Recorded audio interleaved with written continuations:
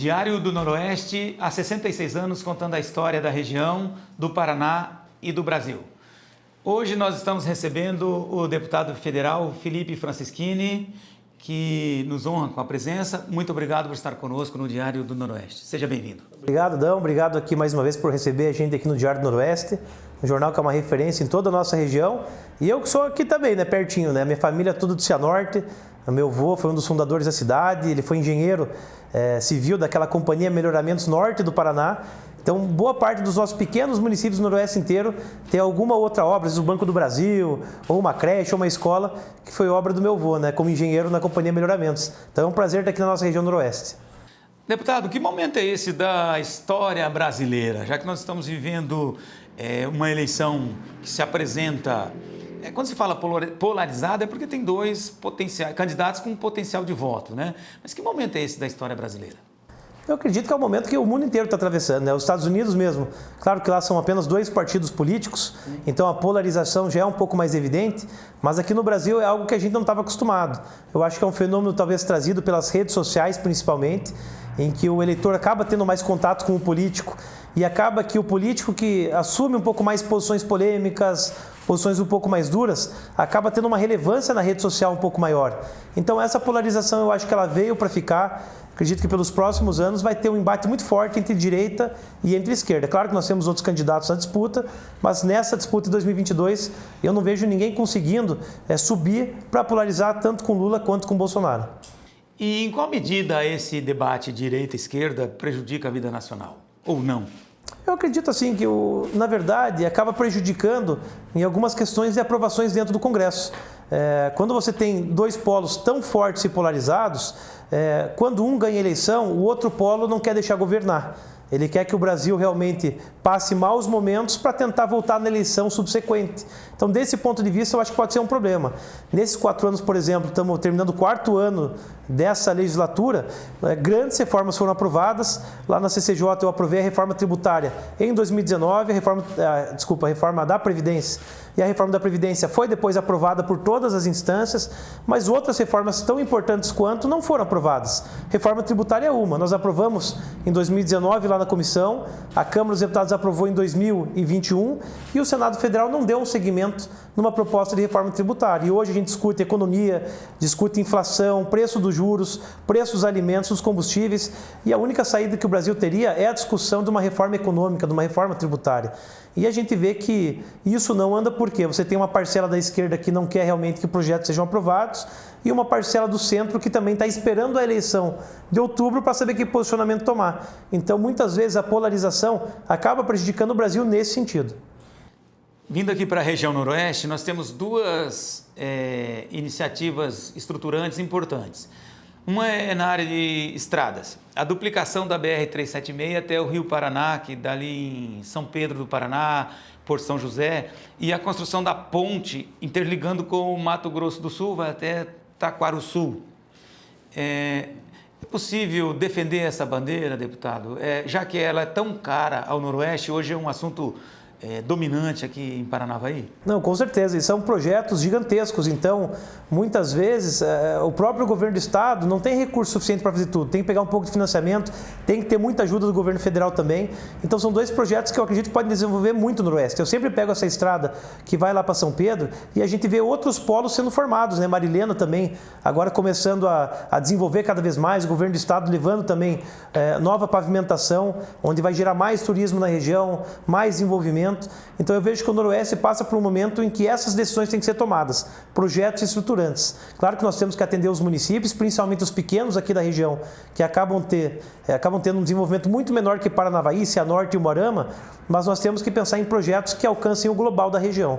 É uma região que, por muito tempo, teve uma economia bastante pujante, hoje continua perto do cenário do Paraná, uma das melhores regiões, mas nós sabemos, por exemplo, que a cultura da cana-de-açúcar é uma cultura que nessas últimas décadas acabou sofrendo muita pressão inflacionária, muita pressão de perda de empregos em virtude do fechamento de usinas. Então o Noroeste precisa se remodelar para o futuro. Outra questão também que para nós é muito relevante é a saúde pública. Nós temos a Santa Casa de Paranavaí, que atende 28 municípios da região e é o único de resolutividade, de média e alta complexidades. Ela dobrou de tamanho com a inauguração da unidade Morumbi, dobrou de tamanho em todos os sentidos, capacidade de atendimento e também de equipe de colaboradores, funcionários, médicos e tal, mas ela também dobrou a sua necessidade de recurso. Os hospitais filantrópicos estão vivendo muito problema de manutenção. Aqui em Paranavaí, mesmo na Santa Casa, tem problema até para aquisição de itens de consumo básico. Deputado, como fechar essa conta, já que o filantrópico, ele até é uma, vamos dizer assim, uma benemerência da sociedade para socorrer uma função que em tese seria do Estado. Como é que o deputado enxerga isso e como que nós podemos interferir nisso? Eu acredito que assim, falar apenas de mais recursos na saúde é muito fácil. Todo mundo fala disso, melhorar o atendimento, aumentar o nível de investimento do Estado e do governo federal, mas claro que isso é necessário, mas é bater no que já está batido. Eu acho que o mais importante talvez seja a nível de legislação.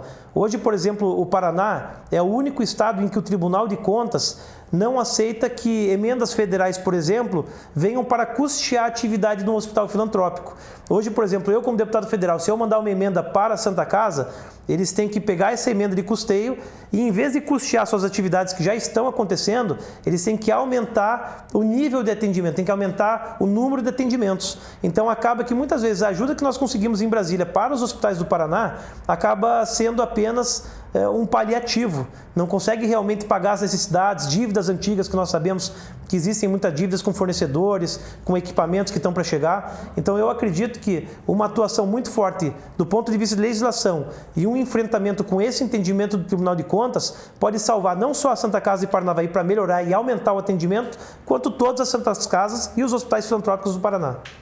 Deputado, fala um pouquinho das andanças do senhor aí pela região, as cidades que o senhor atende, enfim, um resumo dessa atuação, já que nós estamos vivendo um período pré-eleitoral para obedecer aí à formalidade legal, mas é importante que exista essa prestação de contas e até eventualmente a justificativa para uma reeleição. Bom, hoje, na verdade, eu separo que o deputado tem que ter dois trabalhos muito fortes, não pode ser apenas um foco, né? Tem que ser o foco do municipalismo. Infelizmente, a legislação do Brasil, desde 88, ela canaliza os recursos muito lá na União, muito lá em Brasília. E menos de 30% volta para o nosso estado. Quem dirá para os pequenos municípios? Então, esse trabalho que muita gente fala que é assistencialismo ou que é populismo, é um trabalho que, infelizmente, é necessário ainda no Brasil. Então, esse trabalho a gente tem feito em vários municípios aqui da região, Guaraçá, Santa Mônica, que é um pequeno município, e muitos outros, fazendo esse atendimento com as emendas e com os recursos que a gente viabiliza. E a outra vertente de um deputado federal que eu acredito que é muito importante é a questão legislativa. Como eu falei, nós temos que ter deputados e senadores que sejam reformistas. O Brasil, infelizmente, é um país atrasado ainda, é um país que tem um futuro gigantesco, mas as amarras têm que ser desamarradas. Então, reforma tributária, reforma administrativa, pacto federativo, para que as prefeituras e o governo do estado tenham mais autonomia e que esse dinheiro que nós pagamos impostos fique aqui na base e não tenha que ir para Brasília para voltar para cá. Só esse custo da burocracia é gigantesco. Caixa Econômica, quando vai transitar um recurso do governo federal para o município, acaba só a título de gestão, tomando de 8% a 12% do valor desse recurso. Então, tem muitas coisas no Brasil que acabam atrasando a vida de nós brasileiros, principalmente do comerciante, do empresário e do trabalhador. Então, essa vertente legislativa é muito importante. Eu acho que o deputado não pode chegar em Brasília e ficar preso dentro daquela bolha. Eu vejo muitos colegas de outros estados, por exemplo, que vão para Brasília e acham que aquilo é o mundo. Aquilo não é a realidade do Brasil. Aquilo é uma bolha que é formada. Então, por isso que é importante nós estarmos aqui nas nossas regiões, nas nossas cidades, conversando com as pessoas. Eu mesmo sou um deputado que eu busco fazer uma agenda mais extensa nos municípios. Muitas vezes você vai na prefeitura e você só ouve coisa bonita, coisa legal. Eu acho que é muito pelo contrário. Eu tenho que vir conversar com as pessoas na rua, conversar com o pessoal ali no barzinho, na padaria, para ouvir a crítica realmente. Porque muitas vezes é como eu falei, a população sofre na pele e nós que somos representantes que ficamos toda hora nessa política frenética, não percebemos a realidade que está à nossa volta. Então essa que é a importância de estar rodando, circulando e fazendo duas vertentes de trabalho, legislativo e apoio aos municípios. Deputado, o Diário do Noroeste completa 67 anos no dia 23 de outubro de 2022. E nós temos uma tradição de absoluta transparência, de ouvir todas as partes, ouvir as vertentes políticas, os debates, para que a população possa fazer as suas escolhas, enfim, para que o Brasil consiga trilhar caminhos bons para o futuro. Nesta perspectiva, nós queremos deixar o Diário do Noroeste à disposição do senhor, da sua equipe, e que se algo não foi dito ou não foi perguntado, que o senhor fique à disposição, o senhor fique à vontade, por gentileza, para colocar para os nossos leitores e ouvintes e espectadores. Só aproveitar para agradecer mais uma vez. Como eu falei, vocês são uma referência. Fico muito feliz de ver que ainda estão resistindo com a questão do jornal impresso.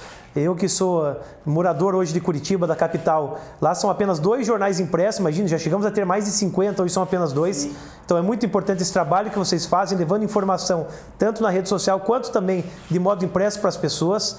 E eu acredito que é isso. Esse espaço da democracia, de abrir a opinião para quem é de esquerda, de direita, de centro, quem é liberal, quem é conservador, é importante. Porque hoje o principal problema, e até que a gente falou da polarização, é uma questão até de redes sociais. A rede social, ela é feita para deixar você preso dentro dela. Quanto mais tempo você passa dentro da rede social, mais dinheiro o Facebook, o Instagram e essas empresas ganham. Então, o que acontece? Se você tem uma opinião um pouquinho mais de direita, eles só vão mostrar para você conteúdos que você gosta, conteúdos de direita. E você acaba achando que aquilo é a opinião de 100% das pessoas ou quase a totalidade. E o contrário também é verdade. Se você tem uma opinião mais esquerda, você só vai receber conteúdo de esquerda. Por isso que é a importância da mídia televisiva, da mídia de rádio, de jornais impressos, porque traz uma opinião isenta e traz a opinião de todos esses polos. Então, a rede social é importante, mas ela não pode ser o único instrumento de informação das pessoas. Perfeito, muito obrigado. O nosso diretor Sérgio Carvalho participou dessa nossa conversa, a assessoria do deputado, o nosso colega Ivan, da nossa equipe de jornalismo, o André. Então, agradecer mais uma vez, muito obrigado e ficamos à disposição. Muito obrigado, gente. Obrigado mesmo aí.